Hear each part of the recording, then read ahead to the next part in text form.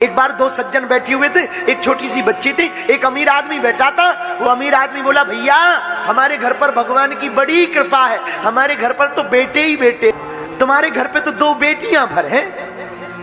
बेचारा जो दूसरा आदमी बैठा था उसने कुछ नहीं बोला, लेकिन उसके साथ में जो छोटी बेटी थी उसने कहा, अंकल अंकल अंकल अंकल एक बात बताएं, भिखारी के घर पर बेटियां नहीं होती हैं, जो दान देने की क्षमता रखता है उनके घर पर बेटियां होती हैं। बेटियां भिखारी के घर पर नहीं होती हैं, जो बेटी का दान करना जानता है उसके घर पर बेटियां होती हैं। मेरे भारत के लोगों, बेटियां कलेजा है।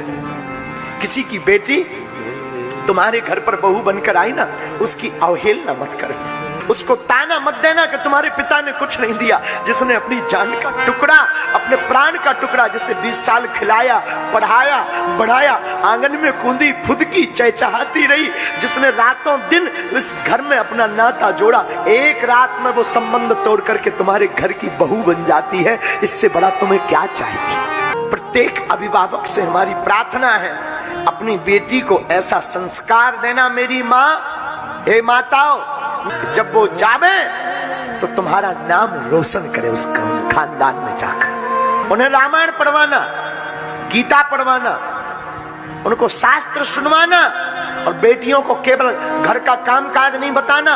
वर्तमान समय में मैं प्रार्थना करूंगा प्रत्येक माता पिता से, अपनी बेटी को रामायण भी पढ़वाना और वीरता और बहादुरी के लिए अस्त्र शस्त्र चलवाना भी सिखाना, ताकि कोई तुम्हारी बेटी और हमारी बहन और हमारी बेटी पर कोई अगर गलत निगाह से देखे तो उसकी आंखें निकालने की क्षमता रख सके। बेटी को सर्वगुण संपन्न रखना, जरूरत पड़ने पर वो महारानी लक्ष्मीबाई बन जाए और जरूरत पड़ने पर वो पार्वती जी जैसा स्नेह लुटाए। मेरा प्रार्थना है, जितने भी यहाँ अभिभावक बैठे, माँ, हे मेरी माताओं, अपनी बिटिया को खूब शिक्षा दे, खूब।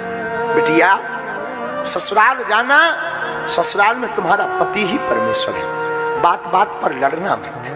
बेटी, संबंध को चलाना है ना, अगर दो बात कोई बोल भी देना, तुम्हारा पति तुमसे कुछ बोल भी देना, मौन हो जाना। याद रखना, जो व्यक्ति संबंध को चलाना जानता है ना, वो क्षमा करना जानता है। अगर कोई बार बार तुमसे क्षमा मांग रहा ना, बार बार कोई तुमसे माफी मांग रहा ना, बार बार तुमसे कोई सॉरी कह रहा ना, इसका मतलब ये नहीं है कि वो कमजोर है या वो गलत है। इसका मतलब ये है कि वो तुमसे ज्यादा केयरफुल है उस रिलेशन को आगे बढ़ाने के लिए। इसलिए मेरे भारत के लोगों, बिटियां संपत्ति है भारत की। नारी निंदा मत करो, नारी रतन खदान।